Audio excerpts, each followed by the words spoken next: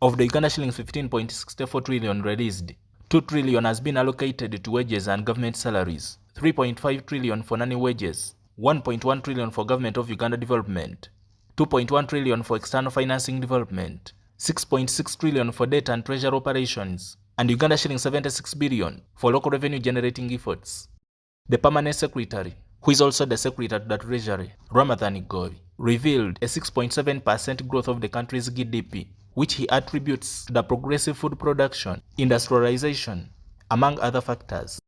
The GDP grew by 6.7% during the first quarter of this financial year. That is from July to September, compared to the 5.6% recorded in the same period in the previous financial year of 2023-24.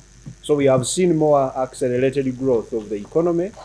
If we could go by that average, things are going to be very good this year.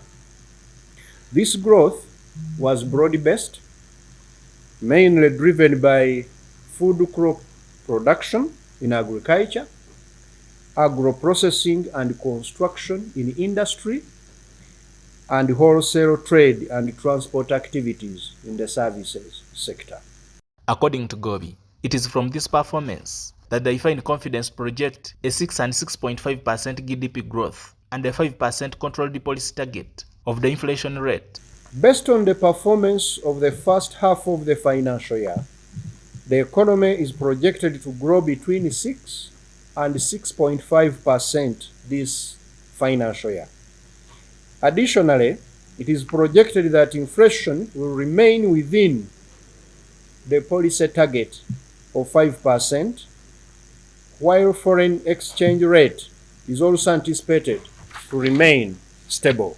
Gobi urged accounting officers to exercise utmost fiscal discipline in order to maintain the health and improving performance of Uganda's economy.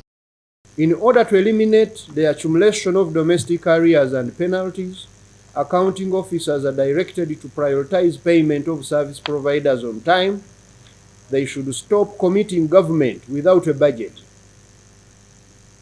And businesses should not provide a service to any government entity without a budget.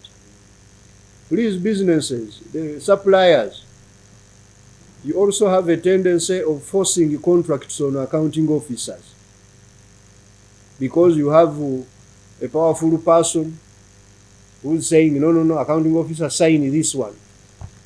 Please, this business must end, because it's partly why we have been having this problem of domestic arrears. The executive director of the Civil Society Budget Advocacy Group, Uganda, Julius Mukunda, raised concerns over the deliberate slowed operationalization of the GDP system, which he says has frustrated technical efficiency. The slow operationalization of the EGP system.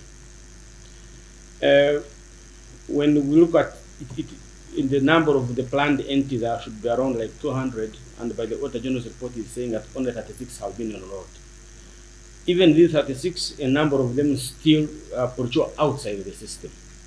And we know, Chair, very well that this has been one of the flagship programs of actually ensuring technical efficiency, which you have brought up. Is there a possibility to know how and why we are really very slow at operationalizing the EGP system? Joseph Kabali, UCTV News.